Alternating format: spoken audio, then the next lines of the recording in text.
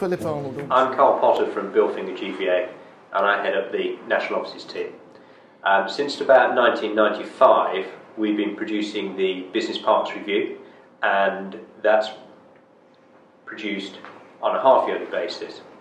The data that we have built up over that period of time and the work that we've done allows us to forecast how the market is going to move in the future, as well, of course, as what's been happening in recent months.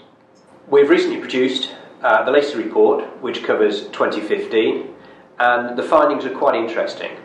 For a number of years, the business parks market has been downtrodden, a poor relation to city centre offices, but over the last few years, it has made something of a comeback. The 2015 figures aren't particularly good, but they do demonstrate a continued trend in a lot of respects, and this trend is quite helpful in allowing us to advise our clients as to how they should be reacting to that in the future. By way of example, the amount of space under construction within business parks is currently at a very low level, and you'd probably expect that. But during 2009, for example, there's about 4.5 million square feet of construction activity across the UK's business parks, and that has fallen to around about 1 million square feet. In fact, it's halved during 2015. And the vast majority, if not all, of that development activity now is concentrated in the southeast.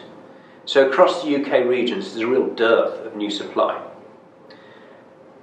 The effect of that lack of new supply on the market is really quite encouraging for those people who have bought into the business park concept, particularly those who have bought into it during the poor years of the recession.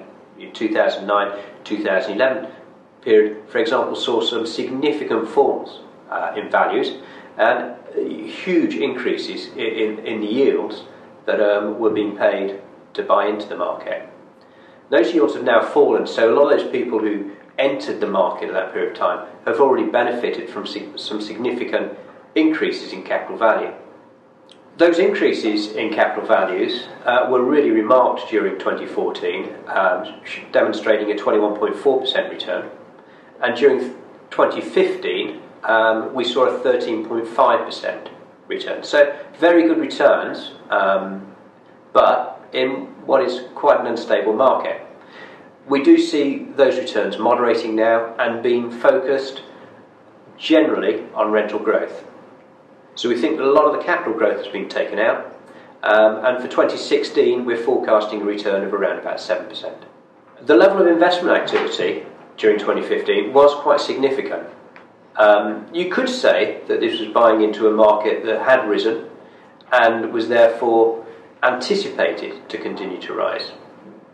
There are good returns, but they're not going to be as good as they have been in the recent past. There's about 2.5 billion invested into the UK business parks during 2015, which compares, for example, with 2.2 billion in 2014. So a continued increase, as you'd probably expect, but maybe it's going to be more subdued during 2016. What is it we look at when we do our business parks review?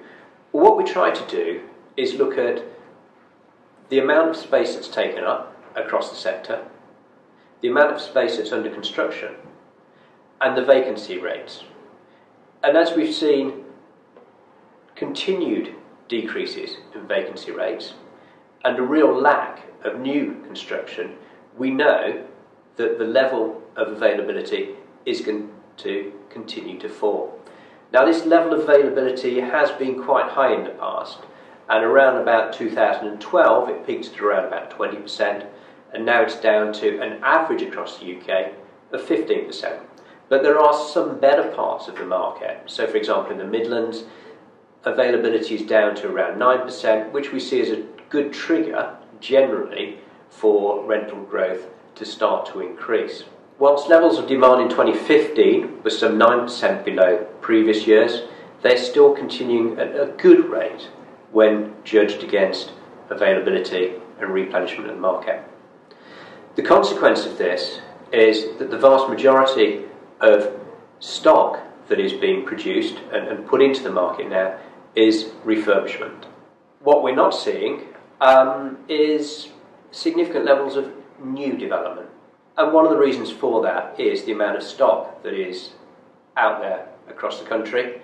And there is a perception that levels of stock are going to continue to stifle that level of development. So refurbishment really seems to be the way forward for quite a long period now.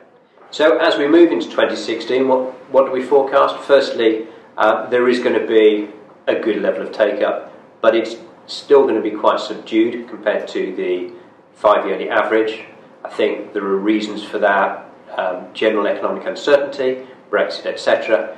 But as we move forward post-Brexit, assuming that we stay in the EU, we do anticipate that levels will start to climb in the second half of 2016 and through 2017.